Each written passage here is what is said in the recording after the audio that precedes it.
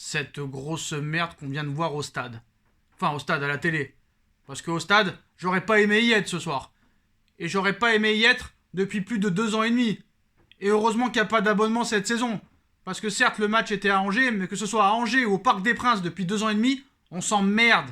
On se fait chier. On a envie de dormir quand on regarde notre équipe. Ça fait plus de 2 ans et demi qu'on dort en regardant les matchs du Paris Saint-Germain. À part un match contre le Real Madrid 3-0 et un match contre Dortmund, on se fait chier, frère. On s'emmerde. Alors moi, je veux bien, hein, qu'on a dit que Emery c'était un clochard, qui s'est vautré en Ligue des Champions. Et à juste titre, on l'a dit, c'était vrai. Mais au moins en Ligue 1, on se régalait. Au moins on se régalait. On mettait des 8-0 à Dijon, des 6-2 à Toulouse, des 6-2 à Bordeaux. Là, on ne fait plus rien. Que ce soit en Ligue 1, en Coupe de France, en Ligue des Champions, on ne fait plus rien au niveau du jeu. C'est le néant total. Le néant total. Il y a encore des joueurs qui ont été catastrophiques ce soir. Vous savez de qui je parle, hein? Le génie français. Le génie français. Il va falloir que je lui parle. Il va falloir que tu t'assoies sur le divan du psy. Voilà, je vais faire le psy pour toi parce que ça ne va pas. Je ne sais pas si tu as une dépression amoureuse. Il y a quelque chose. Peut-être que ta femme t'a quitté. Peut-être qu'elle t'a trompé. Je ne sais pas. Mais il se passe quelque chose. Parce que là, rien ne va plus. Comment ça se fait que du jour au lendemain, tu n'arrives plus à savoir jouer au football? D'une minute ou d'une seconde à l'autre, tu as perdu complètement ton niveau. Le mec n'arrive même plus à faire une passe dans les jambes. N'arrive même plus à accélérer. Alors enfin, il a eu l'audace de le sortir à 10 minutes de la fin. Le mec n'apporte plus rien. Et le problème, c'est que c'est de pire en pire à chaque match. C'est de pire en pire à chaque match. Là, il y a un réel problème avec ce gars. Il va falloir qu'il nous explique. Alors, d'accord, il a peut-être la tête ailleurs. Peut-être la tête dans un autre club. Mais mec, il y a un moment donné, parle, dis quelque chose. Parce qu'il y a un moment donné, le gars, il va falloir qu'il nous dise quelque chose. Pourquoi tu ne ressembles plus à rien sur le terrain? Bref, on va y revenir après. On va d'abord parler du positif. Keylor Navas, frère. Exceptionnel. Meilleur gardien du monde à l'heure actuelle. Meilleur gardien de l'histoire du Paris Saint-Germain déjà. Et meilleur gardien du monde à l'heure actuelle où je te parle, 16 janvier 2021. Oui, je sais, demain c'est mon anniversaire. Pour ceux qui ne savent pas, 17 janvier. Mais Keylor Navas, c'est le joueur du Paris Saint-Germain qui me fait bander. Il est exceptionnel. Meilleure recrue parisienne depuis 1 an et demi. Meilleur parisien depuis 1 an et demi. Les 3 arrêts qu'il fait encore ce soir. Et cet arrêt réflexe, il est exceptionnel. C'est du grand art. C'est de la classe internationale. Marquinhos, le soldat. Heureusement que tu l'as en défense centrale. Et moi, je vais te dire la vérité. Si à l'époque de Thiago Silva, il était titulaire, Marquinhos, mais à l'heure actuelle, ce serait le meilleur défenseur central du monde, frère. Le meilleur défenseur central du monde.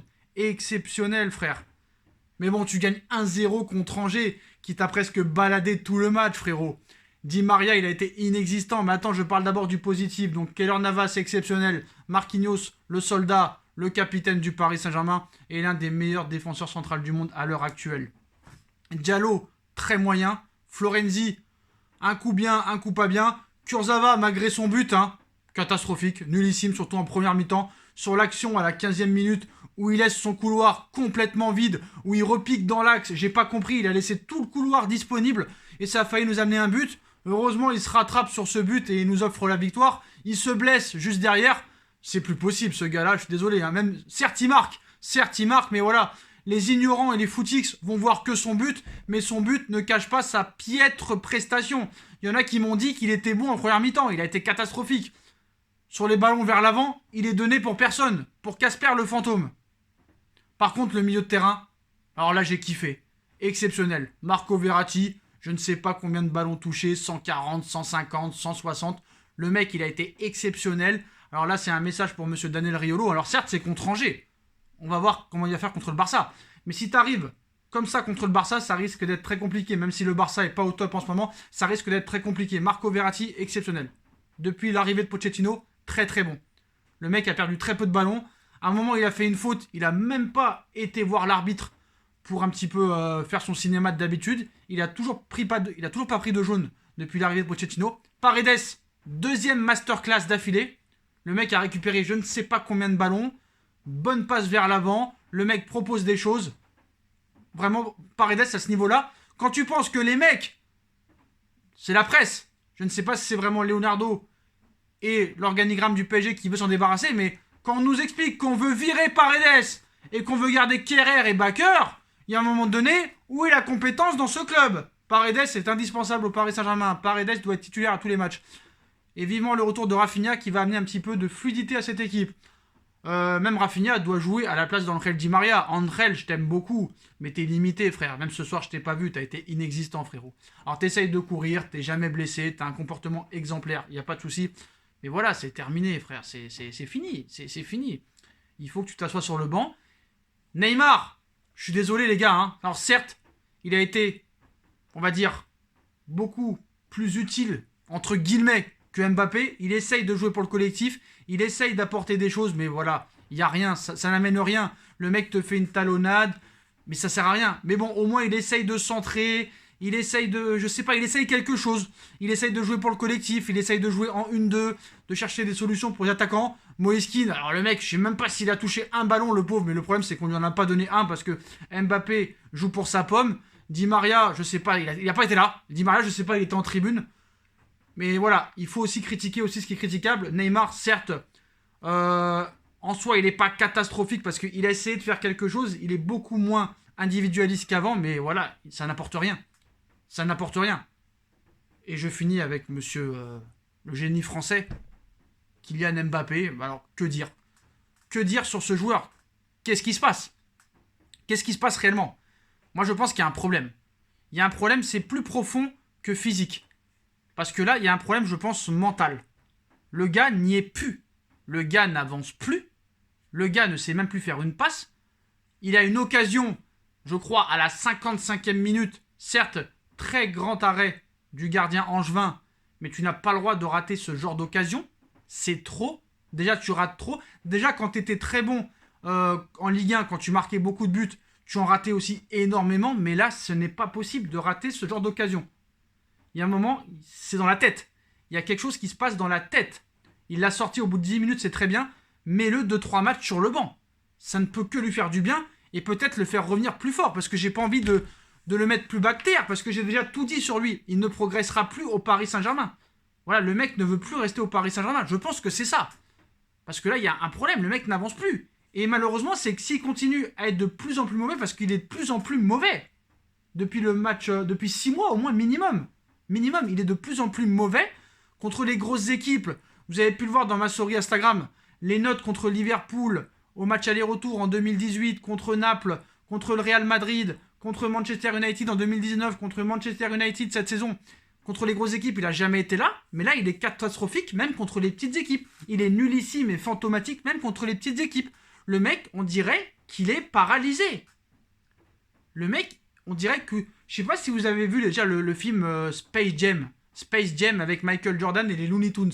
À un moment, les méchants, là, les extraterrestres qui viennent de la Terre, là, ils piquent le talent aux meilleurs joueurs de la NBA. Mais là, c'est comme s'il y avait un martien ou un extraterrestre qui est arrivé sur Mbappé, ils lui ont piqué son talent, le gars.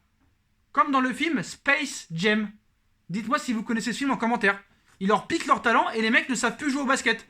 Voilà, les 5 meilleurs joueurs presque de la ligue ne savent plus jouer au basket. Et on appelle Michael Jordan pour les sauver. Bah là, peut-être que voilà, il va falloir se débarrasser du génie français et amener un génie argentin, un génie norvégien. Je ne sais pas. Il va falloir faire quelque chose. Parce que là, quand tu es le Paris Saint-Germain, tu ne peux pas rester comme ça. Tu ne peux pas rester avec un joueur de ce niveau-là. Et la piètre prestation du PSG, je suis désolé. Cette équipe, certes, depuis qu'il y a Maurizio Pochettino, elle est plus structurée. Elle est plus disciplinée. Mais au niveau du jeu, c'est le néant total. C'est une catastrophe. On se fait chier. On prend aucun plaisir à regarder le Paris Saint-Germain jouer. C'est une vérité. C'est un constat. Celui qui dira le contraire est un menteur, est un ignorant et qui n'a pas regardé les matchs. Voilà. Moi, j'en ai marre. Je prends pas de plaisir. J'espère que ça va changer. Peux-tu faire pire? Je ne pense pas, mais si tu arrives comme ça dans un mois, jour pour jour contre le Barça, ça va être catastrophique parce que si Dembélé est à 100%, si Messi est à 100%, si Griezmann est à 100%, si Fati revient et qu'on tombe sur un grand Ter Stegen et un grand Busquets et un grand Piqué, mais rien que l'attaque du Barça, ils vont se régaler quand ils vont voir les Kurzawa et les Florenzi, frère, même si Florenzi n'a pas été dégueulasse. Diallo en deuxième mi-temps a été mieux, mais Mbappé, il y a un réel problème. Il va falloir parler avec lui, le mec. Et s'il veut se casser, les gars, qu'il se casse. Mais malheureusement, il faut le vendre s'il se casse. Et moi, j'ai peur qu'il attende 2022 et qu'il parte gratuitement pour toucher sa putain de prime à la signature. Parce que je pense qu'aucun club cet été ne mettra même ne serait-ce que 100 millions d'euros sur un joueur à ce niveau-là. Surtout avec la crise financière et la crise sanitaire. Quand tu vois qu'il y a un Memphis Depay qui est disponible à 5 millions d'euros cet hiver et à 0 cet été, quand tu vois qu'il y a un Messi disponible à 0 cet été, quand tu vois qu'il y a beaucoup de joueurs qui seront disponibles cet été à très peu d'argent, tu te dis Mbappé 150 millions, non merci, j'en veux pas. Je vais attendre 2022 et qu'il soit libre. Donc voilà, piètre prestation du Paris Saint-Germain, pour moi l'homme du match, Keylor Navas. En top 2, Marco Verratti. Et en top 3, je mettrais Paredes parce que Marquinhos, on a l'habitude qu'il soit exceptionnel. Mais voilà, les 4 meilleurs joueurs, ça a été Navas, Marquinhos, Paredes, Marco Verratti. Voilà les postos, piètre prestation, on se fait chier. La noisette qui va se finir en liquide chocolat.